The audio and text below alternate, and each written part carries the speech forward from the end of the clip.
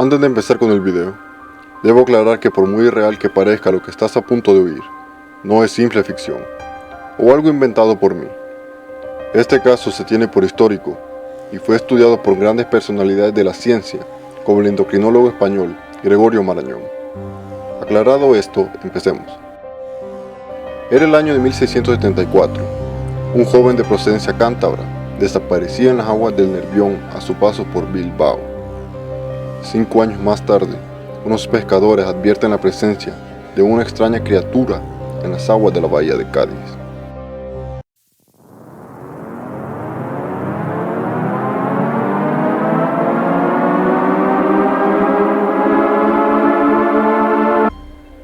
Francisco de la Vega Casar era un joven español nacido en Liérganes, población cercana a Santander, allá en el año de 1658. Desde muy temprana edad, demostró excelentes aptitudes para la natación, y tras la muerte de su padre, decidió trasladarse a Bilbao para aprender la profesión de carpintero. Sin embargo, a la corta edad de 16 años, y mientras se bañaba en compañía de unos amigos, Francisco desapareció misteriosamente en las aguas del Nervión.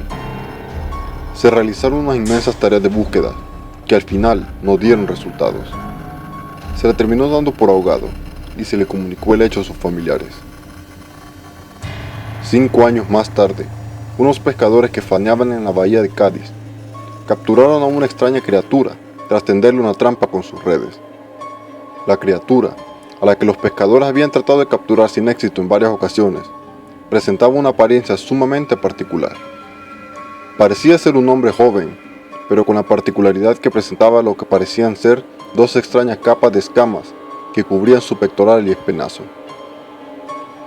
Fue llevado rápidamente al convento de San Francisco, donde se le trató de interrogar en varios idiomas, y tras varios días de intentos nulos de establecer una conversación con él, al final logró pronunciar la palabra Liérganes.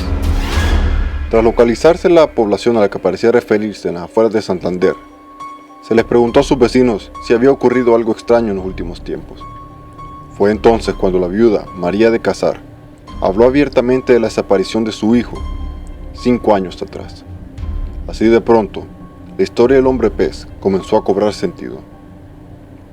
Juan Rosendo, fraile del convento de San Francisco, viajó junto al hombre pez a Liérganes, donde María de Casar lo reconoció sin dudarlo como su hijo Francisco, desaparecido hacía años.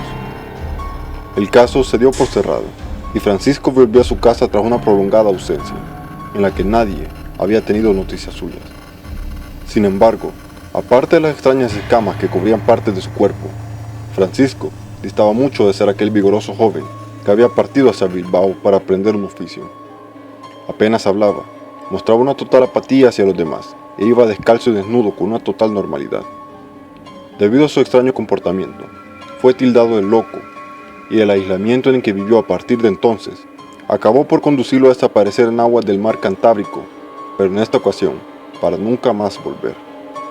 Este extraño caso, a lo largo de la historia, ha sido estudiado y analizado por grandes personalidades de la cultura y ciencia, como las que oirás a continuación.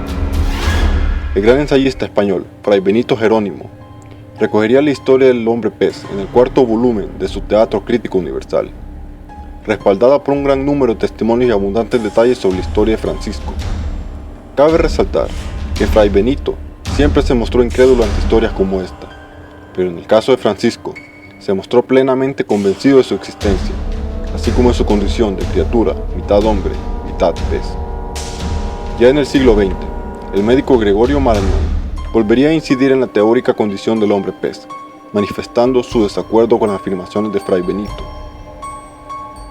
La hipótesis de Marañón sugería la posibilidad de que Francisco hubiera padecido algún caso de cretinismo, enfermedad que se caracteriza por un déficit permanente en el desarrollo físico y psíquico y que va acompañada de deformidades del cuerpo y retraso de la inteligencia. Esto explicaría en cierta manera su actitud autista hacia los demás, las extrañas deformidades que poseía. Pero a pesar de que las pruebas que aporta el doctor Gregorio Marañón parecen ser muy convincentes y lógicas, surge un problema. Antes de que desapareciera en aguas del río Nervión, no existía ningún indicio que Francisco padeciera de cretinismo, lo cual lo vuelve muy extraño aún hoy en día. Aún hoy en día no se ha llegado a una explicación comprobada. Cada quien puede sacar sus propias conclusiones. Como puedes ver, el mundo está lleno de misterios fascinantes que la ciencia solo puede teorizar y que aún hoy en día no se les encuentra una explicación. Recuerda, mantén una mente abierta, porque nunca sabes qué aparecerá frente a ti.